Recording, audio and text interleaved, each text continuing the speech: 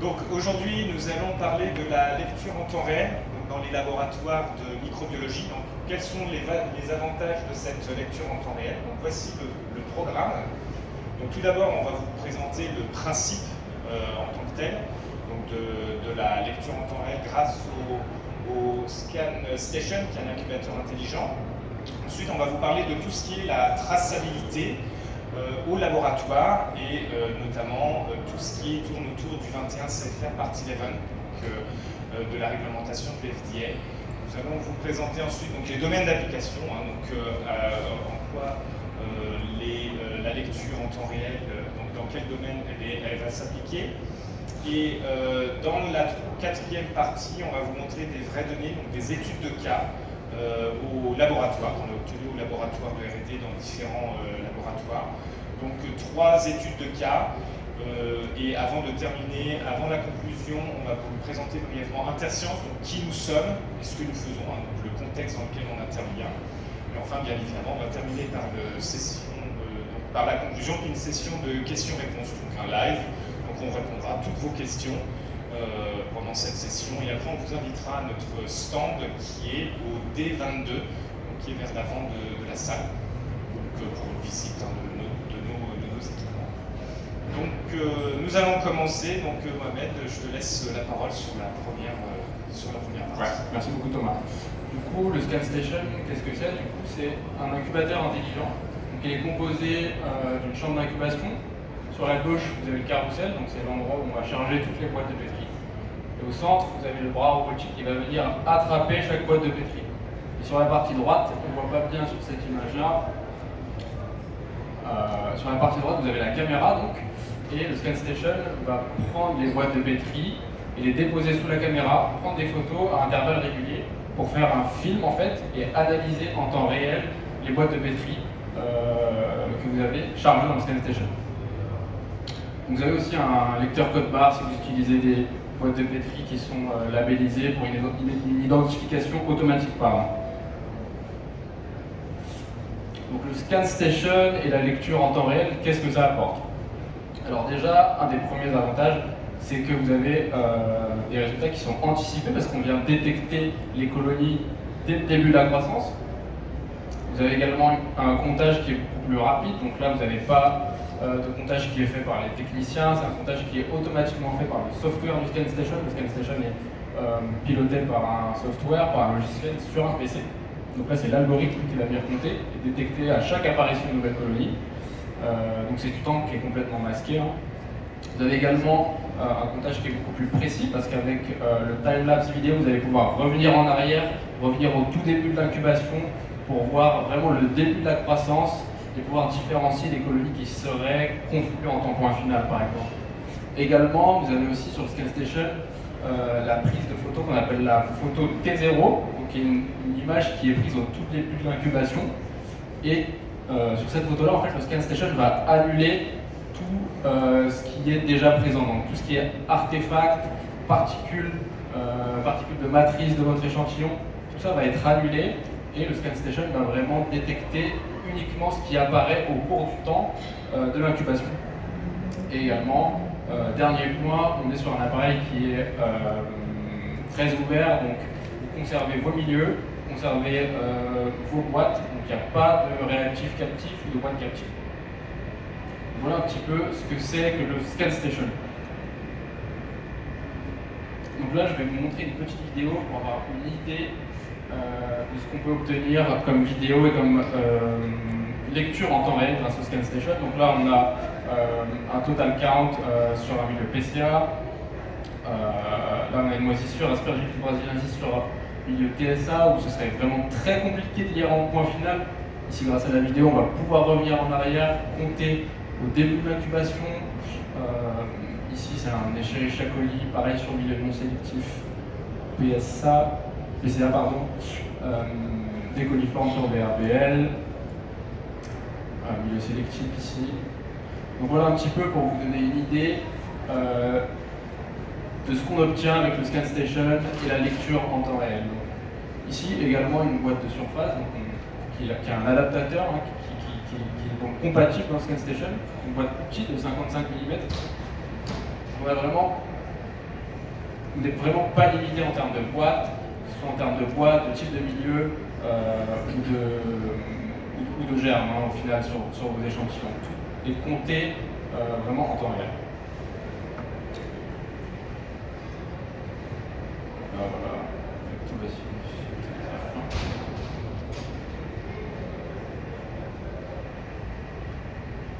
Là encore un milieu non sélectif, bacillus, donc là encore une souche qui est vraiment très qui est un spreader qui va s'étendre et qui va être difficile à compter en point final. Donc le ScanStation, c'est avant tout un incubateur intelligent, et c'est une technologie à effet Peltier. Donc ça va vous permettre d'avoir une température qui est très homogène au sein de toute la chambre d'incubation. Et vous allez avoir une fenêtre allant de 20 à 45 degrés de température. Et vous avez un rapport de température que vous pouvez observer et consulter en temps réel dans le logiciel du ScanStation grâce à deux sondes qui sont présentes, une au-dessus du carrousel, l'autre au-dessus de la caméra. Donc ça, c'est quelque chose qui est en temps réel, visionnable et consultable. Mais également, lorsque l'appareil est livré, il est livré avec des cartographies qui sont faites à notre usine, en 9 points avec des sondes Cofrac, donc sur 3 températures. Autre point important, le ScanStation. Sur le ScanStation, vous pouvez travailler en mono-batch ou en multi-batch. Donc vous n'êtes pas, l'accès à la porte n'est pas bloqué lorsque vous allez charger les boîtes. Même si vos échantillons ne sont pas terminés, vous allez pouvoir ouvrir la porte, charger les nouvelles boîtes, des nouveaux échantillons, et les analyses vont continuer, elles ne vont pas s'arrêter, donc vous n'êtes pas obligé d'avoir terminé votre premier batch d'analyse pour en lancer un autre. Donc mono-batch, multi-batch, ça c'est en fonction de l'organisation du laboratoire. Donc 3 modèles également sur cette technologie-là, donc avec différentes capacités de 100 boîtes, 200 boîtes ou 300 boîtes en fonction des 3 différents modèles. Et donc comme je vous l'ai dit plus tôt, compatible avec toutes les boîtes de pétri, pas de marque captive, pas de milieu captif non plus, qui seront donc toutes lues par une caméra Ultra HD qui est embarquée dans le ScanStation. Donc je vais maintenant vous laisser la parole à mon collègue Thomas pour vous parler plus en détail du software du ScanStation qui est donc conforme au 21 CFR partie. Tout à fait, merci Mohamed. Donc Mohamed vient de vous présenter donc, la théorie de la lecture en temps réel et du ScanStation. Maintenant, on va vous parler de la traçabilité. Donc la traçabilité qui est vraiment très importante dans le processus des analyses microbiologiques. Et le point crucial de cette traçabilité est l'identification. Donc crucial parce que quand vous recevez votre échantillon, vous avez besoin de l'identifier. Par exemple, vous pouvez avoir des échantillons qui viennent de produits finis pharmaceutiques ou des échantillons qui proviennent de contrôle environnement ou d'un produit fini agroalimentaire. Bien évidemment, les analyses qui vont découler de ces différents échantillons vont être différentes en fonction de la nature. Donc vous avez besoin d'une identification et derrière, avec cette identification, les résultats, les analyses spécifiques vont en découler et bien évidemment des résultats aussi spécifiques. En analyse pharmaceutique, où nous avons besoin d'avoir des échantillons qui vont être stériles, les résultats ne vont pas être les mêmes en agroalimentaire, par exemple, dans un produit lacté où il y a naturellement des micro-organismes à l'intérieur. Donc, les résultats vont être différents et la conformité, l'interprétation de ces résultats vont être différents. C'est pour ça que nous avons besoin de suivre du début jusqu'au résultat, jusqu'à la donnée des résultats, toutes les étapes de cette analyse. Et ensuite, une fois que le résultat est donné et que l'interprétation est donnée, l'archivage est aussi une étape qui est très importante dans le suivi de l'échantillon. Donc dans cet archivage, vous avez des informations sur les caractéristiques de l'échantillon, qui est relié à cette identification. Et donc ce qui en découle, ce sont les paramètres d'analyse et le résultat. Et en fonction de cet échantillon, vous avez un certificat de conformité, un certificat de non-conformité. Donc vous voyez, vous avez besoin vraiment de la traçabilité du tout début, quand vous recevez votre échantillon dans votre laboratoire, jusqu'à l'archivage, et cet archivage peut durer plusieurs dizaines d'années. Et si vous avez une bonne traçabilité, dans le cas d'un problème quelconque, vous pouvez remonter plus facilement à l'origine de ce problème pour mieux le corriger. Donc même en cas de problème, la traçabilité est très importante. Donc pour garantir cette traçabilité, nous avons 5 mots-clés, donc 5 grands principes qui vont guider les bonnes pratiques industrielles, et donc ils vont garantir cette traçabilité. Donc ce sont les quatre mots donc, qui vont se résumer dans l'acronyme ALCOA, ALCOE en français. Donc tout d'abord, les échantillons doivent être attribuables. Donc ça veut dire que vous savez à tout moment qui réalise l'analyse, quand et avec quel appareil. Ensuite, L pour lisible. Donc ça veut dire que les données qui sont générées doivent être lisibles. Donc ça veut dire que vous êtes capable de pouvoir les lire même après une longue période d'archivage. Par exemple, on peut imaginer que les disquettes qui ont été utilisées il y a plusieurs dizaines d'années, vous devez avoir un moyen de lire ces disquettes dans lesquelles vous avez archivé ces données. Contemporaine, donc C pour contemporaine. Donc ces données doivent être contemporaines, ça veut dire que ça va être au moment même où l'action est opérée, où la donnée doit être enregistrée. C'est pas après les faits. Ensuite, vous allez avoir le O pour original, donc pas de copie n'est autorisée. Donc ça veut dire que c'est vraiment le document original au moment de l'action qui a été réalisée et qui doit être stocké et archivé. Et enfin, donc, exactitude, donc c'est le dernier mot qui change par rapport au français, donc c'est pour accurate ou exactitude. Donc ça veut dire que c'est un rapport fidèle, donc ça veut dire que les données qui sont reportées et archivées doivent être exactement fidèles à ce qui s'est réellement passé lors de l'analyse. Donc il n'y a pas de modification entre les deux. Donc là, si vous suivez ces 5 grands principes, vous garantissez la précision, la fiabilité et l'intégrité de vos données. Donc là, pour le moment, je vous ai parlé de la traçabilité générale, mais de plus en plus d'équipements vous permettent une traçabilité numérique. Donc vous avez de plus en plus de digitalisation de vos données, et donc ça génère de nouvelles problématiques, notamment la génération de faux documents, qui peut être de manière complètement inattentionnelle. Donc on peut inverser des lots de données sans le vouloir, ou ça peut être attentionnel, donc avec une dissimulation frauduleuse, notamment aussi avec des cas de cyberattaque. Donc il y a aussi des nouvelles problématiques qui sont liées à cette numérisation des données. Et donc la FDA, donc la Food and Drug Administration, va poser un cadre sur ces données numériques, donc pour poser un cadre donc avec le 21 CFR Partie 11. Donc ce sont des directives qui vont garantir les documents numériques et les signatures numériques, donc pour garantir la fiabilité, la validité et l'authenticité. Pour cela, nous, avec le lecteur en temps réel, le ScanStation, on a 3 points qui vont permettre de garantir ces données numériques. Ça va être tout d'abord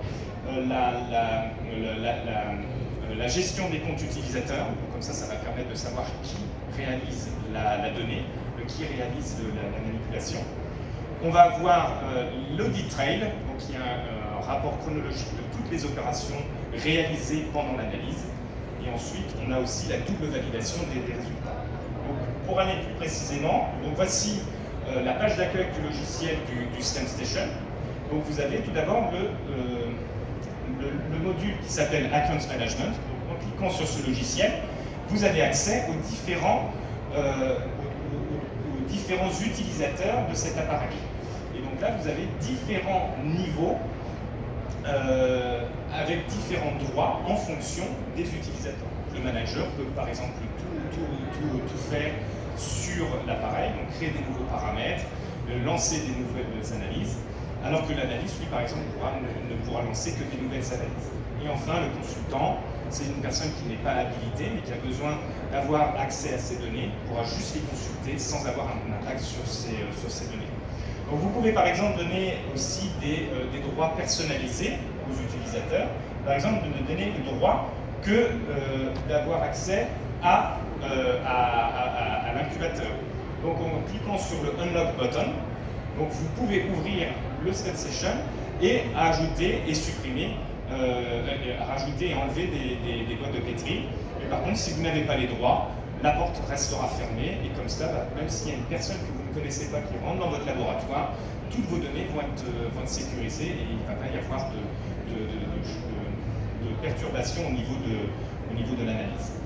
Donc ça, c'est la gestion des comptes utilisateurs. Le deuxième point, c'était l'audit trail. Donc pour rappel, c'est un rapport chronologique de toutes les données qui sont réalisées au sein du ScanStation depuis qu'il a été installé. Donc à chaque fois qu'un utilisateur va apporter une action, il va y avoir une nouvelle ligne qui va s'incrémenter et vous savez qui a réalisé l'action, quand, où et pourquoi. Donc comme ça permet d'authentifier vos résultats, vos analyses et vous avez des données qui vont être plus fiables. Le dernier point, ça va être la double validation des résultats. Donc une fois que vous avez obtenu une analyse, donc là ça c'est votre boîte de pétri en fin d'incubation, donc le ScanStation a réalisé sa détection, vous avez accès à la vidéo, donc là un premier utilisateur va pouvoir vérifier ce résultat. Voilà. Donc ça c'est une première personne qui vérifie, et ensuite une deuxième personne va réaliser l'approbation, donc la validation. Donc c'est deux personnes différentes qui vont réaliser ce résultat, et une fois que c'était validé,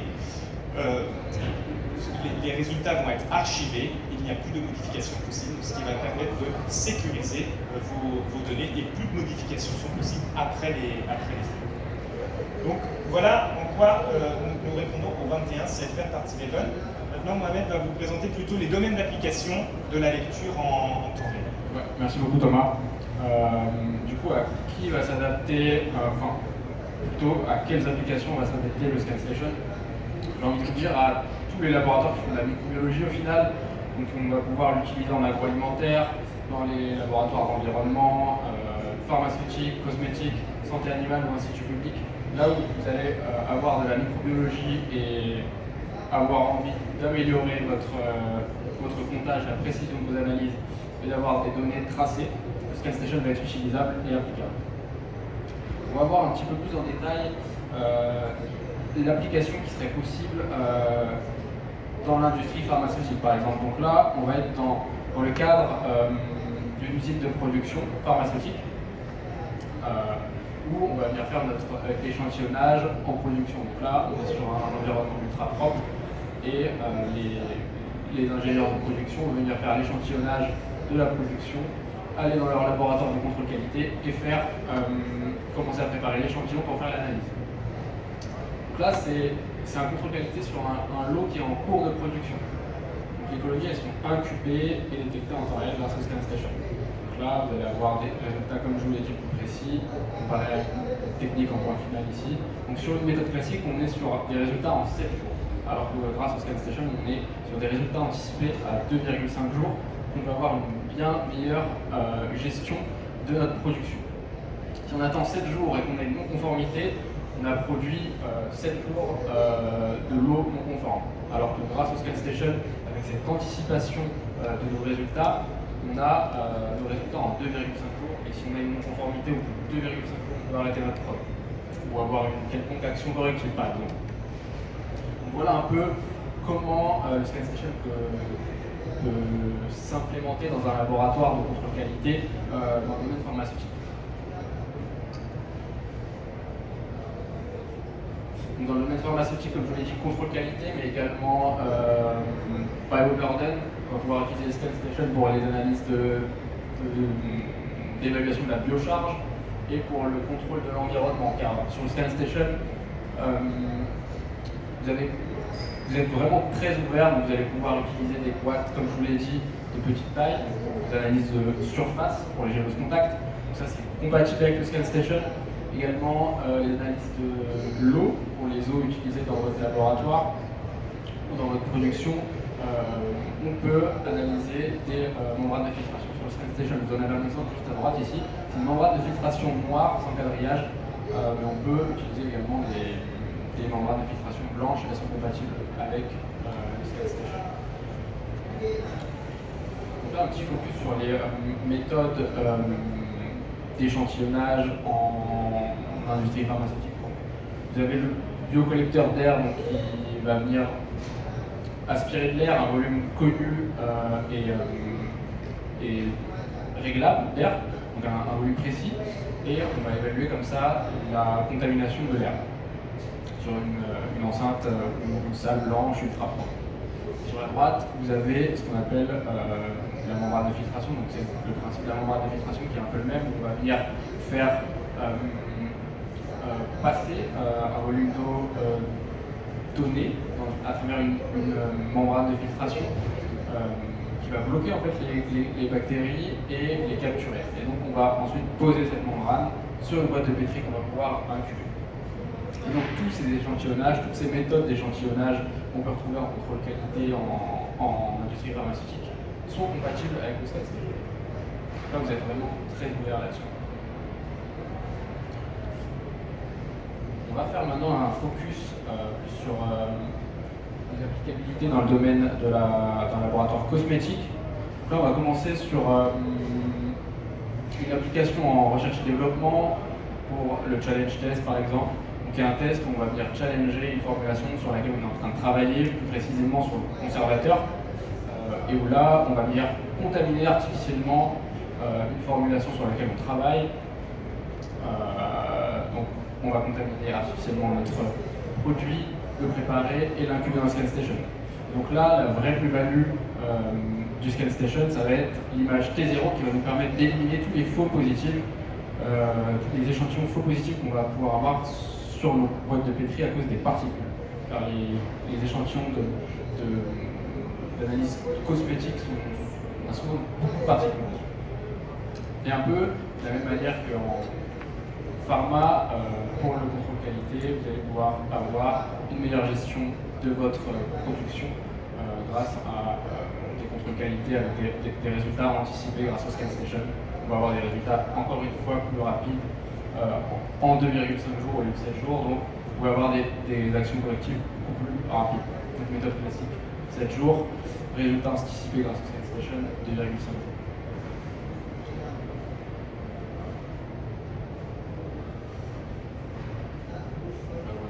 Vous allez avoir beaucoup moins de problèmes de production de l'eau non conforme à cause de l'attente des résultats sur une méthode classique avec une incubation à 7 jours, notamment pour les levures et moisissures.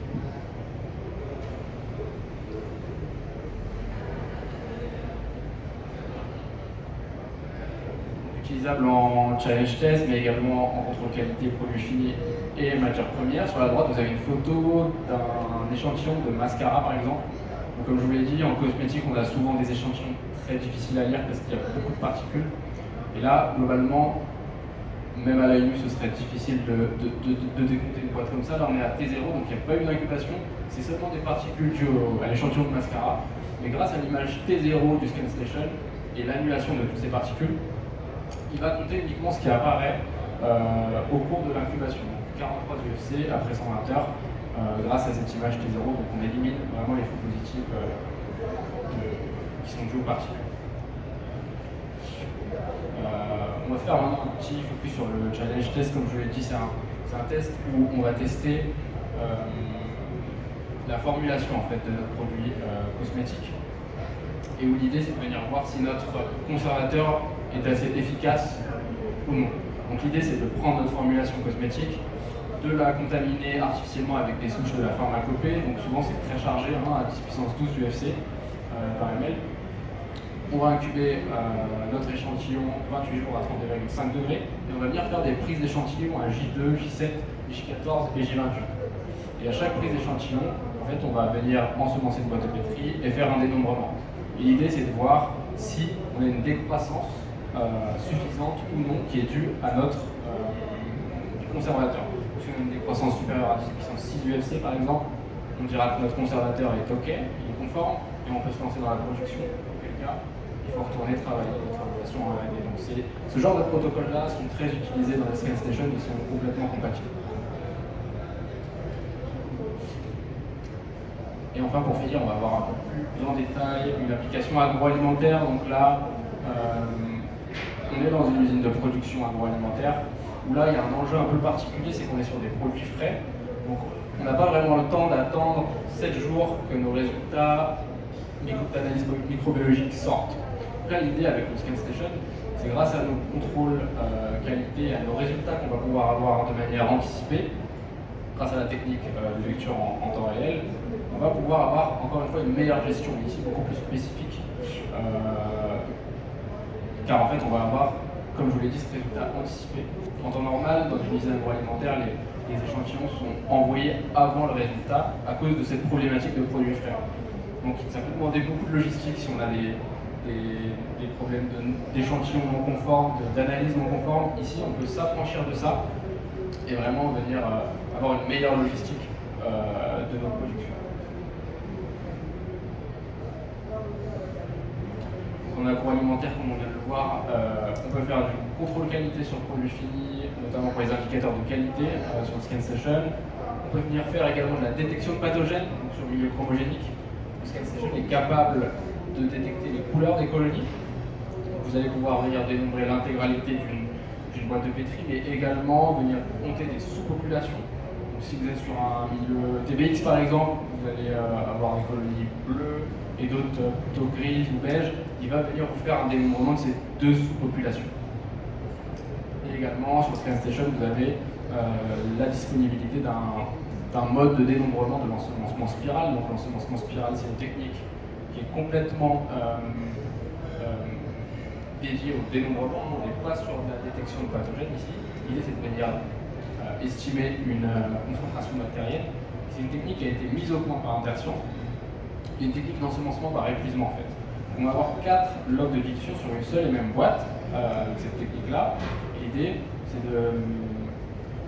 c'est en fait d'avoir moins de dilution à faire de manière manuelle, d'utiliser moins de consommables. Donc on va avoir vraiment nos dilutions qui sont faites de manière par épuisement en fait sur notre boîte de pétri. On peut ensemencer sur cette technique tous les germes qui sont actuellement ensemencés en surface. Pareil pour les tailles de boîte, on n'est pas captif sur les ensemenceurs Interscience en tout cas. 55, 90, 150 mm c'est possible. Et vous avez donc la compatibilité du dénombrement et du comptage de cette technique sur ScanStation. Donc je vais laisser maintenant Thomas parler un petit peu plus en détail de nos études de cas. Merci Mohamed. Donc là maintenant je vais vous présenter des données réelles que nous avons obtenues au sein de notre laboratoire de R&D et aussi en collaboration avec des laboratoires pharmaceutiques. Donc on a plusieurs études de cas et voici pour chacun des études de cas le protocole que nous avons suivi. Donc la première étape, c'est d'évaluer la performance du ScanStation en comparant le dénombrement réalisé en temps réel avec le dénombrement manuel. Donc pour cela, on a ensemencé une souche pure ou une flore totale réelle venant d'un échantillon d'air. Et nous avons ensuite incubé ces boîtes dans le ScanStation.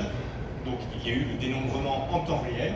Et ensuite, en utilisant la vidéo time-lapse générée en temps réel, nous avons comparé ce dénombrement avec un dénombrement manuel que nous avons pointé en cas de différence. Donc ça permet d'évaluer la différence entre la méthode de référence et la méthode en temps réel.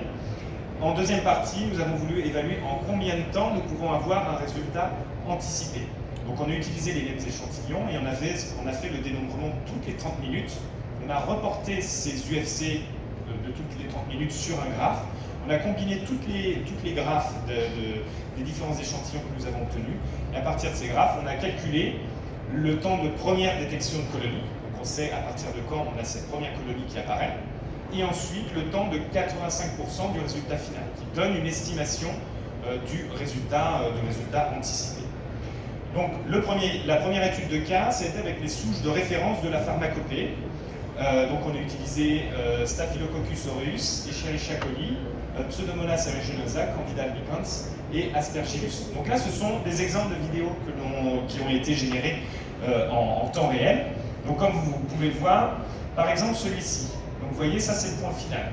Donc c'est un Aspergillus, une moisissure qui a recouvert toute la boîte. Donc là, vous pouvez imaginer qu'en point final, c'est très difficile à compter. Mais grâce à la lecture en temps réel, sur cette vidéo, vous pouvez revenir, remonter le temps en quelque sorte. Et là, vous avez la détection qui va se faire au tout début de la phase de croissance, au moment où les colonies sont encore isolées. Donc là, vous allez avoir un dénombrement qui va être déjà beaucoup plus précis. Là, c'est beaucoup plus facile à ce moment-là où les colonies sont isolées qu'en fin d'analyse. on revient à la fin. Et en plus, vous avez également ce résultat anticipé, comme vous expliquait Mohamed, ce résultat anticipé parce que vous avez donc en temps réel le dénombrement, et quand vous atteignez un seuil critique, bah, vous avez déjà cette information et vous pouvez revenir en production pour leur alerter qu'il y a eu un problème au niveau du produit, au niveau de la ligne de production. Donc ça, ce sont les vidéos. Là, je vous présente seulement les résultats que nous avons obtenus avec Staph aureus, mais si vous le souhaitez, nous avons une note applicative qui va détailler tous les résultats que nous avons obtenus pour les 5 germes que je viens de vous présenter. Mais pour vous résumer, donc la comparaison du dénombrement manuel avec le dénombrement en temps réel, nous avons plus de 99% de corrélation entre les deux. Donc ça veut dire que c'est une méthode qui est fiable et performante et que vous pouvez intégrer facilement le ScanStation pour un contrôle qualité au sein de votre laboratoire. Donc ça, c'est pour la performance. Et sur la partie de droite, on a voulu déterminer combien de temps vous pouvez avoir en anticipé grâce à la lecture en temps réel. Donc ça, nous avons combiné les 47 échantillons, donc ça, ce sont tous les graphes, et ensuite nous avons calculé la moyenne de primo-détection après seulement 22 heures d'incubation, au lieu de 120 heures pour ce cas-là, ou entre 72 et 120 heures pour la détection bactérienne. Donc déjà, ça veut dire qu'au bout de 22 heures, au lieu de 5 jours, vous pouvez déjà, d'ores et déjà, avoir une action corrective sur votre production dans un cas d'échantillon qui doit être stérile. Donc là, c'est la première colonie qui va vous permettre d'avoir cette action anticipée. Et ensuite, après 45 heures d'incubation, vous avez déjà 85% de votre résultat. Donc, le ScanStation permet de vous donner des résultats qui vont être fiables et performants, et en plus des résultats anticipés. Donc ça, c'est avec des souches pures. Donc ça vous résume les résultats que nous avons obtenus avec les souches pures. Donc pour la détection bactérienne, nous avons sauvegardé entre 69 et 79% du temps par rapport à la méthode classique d'incubation. Donc la méthode classique, je vous rappelle, c'est juste vous mettez après l'ensemencement les boîtes de pétri dans l'incubateur et vous les ressortez 3 jours après et vous faites le comptage en point final. Pour les levures et moisissures, c'est entre 67 et 88% du temps qui va être gagné grâce à la lecture en temps réel. Donc là, vous sauvegardez beaucoup de temps et c'est du temps où vous pouvez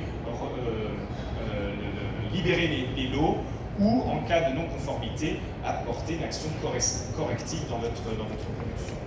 Donc ça, c'est avec des souches pures. Maintenant, la deuxième étude de cas, c'est vraiment un contrôle environnement par sédimentation passive. Donc ça, c'est encore un autre exemple de flore totale sur un milieu TSA, non sélectif.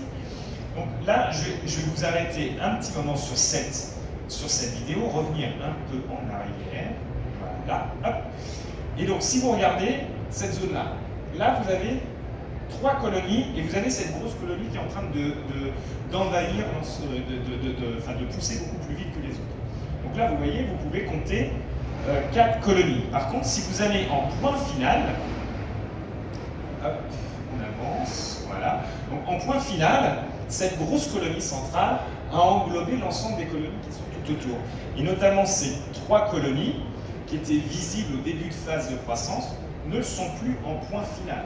Donc c'est encore un autre exemple où la lecture en temps réel va vous permettre d'avoir des résultats qui vont être plus précis et vous éviter des faux négatifs. Et là, donc, du coup, peut-être que ce cas-là peut vous passer d'un seuil qui est conforme à un seuil non conforme. Donc c'est ça la puissance de la lecture en temps réel, ça vous permet de vous donner des résultats qui vont être plus précis. Donc là, ce sont les mêmes les échantillons de sédimentation passive. Donc on a combiné 122 échantillons. Donc ça, c'était des laboratoires pharmaceutiques réels, donc des vrais laboratoires. Et là, on a aussi 99% de corrélation entre la méthode classique manuelle de dénombrement avec le dénombrement en temps réel. Donc une haute performance de la lecture en temps réel. Ensuite, on a compilé tous les graphes de croissance, les courbes de croissance, et on a calculé une moyenne de primo-détection de 8 heures au lieu de 120 heures.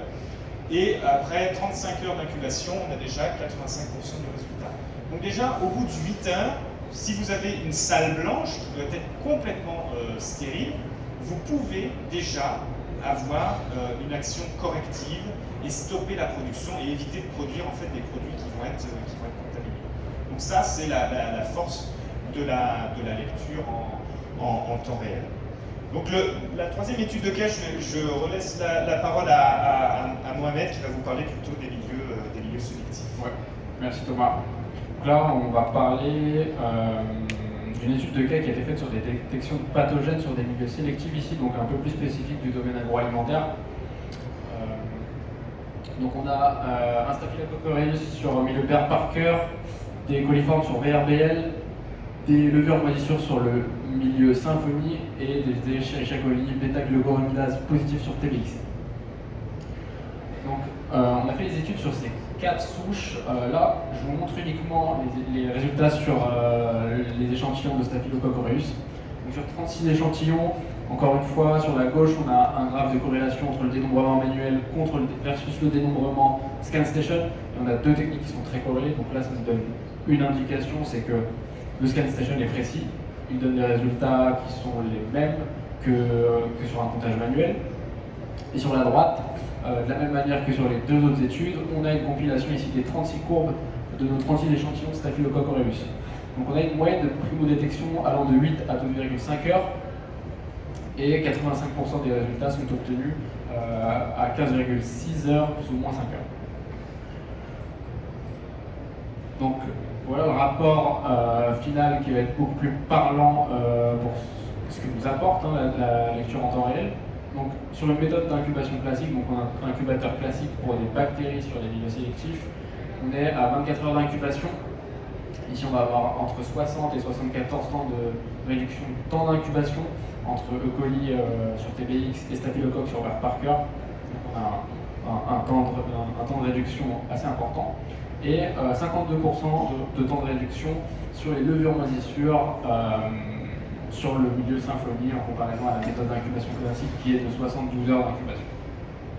On vient réduire aussi sur les milieux sélectifs pour la détection de pathogènes le temps d'incubation.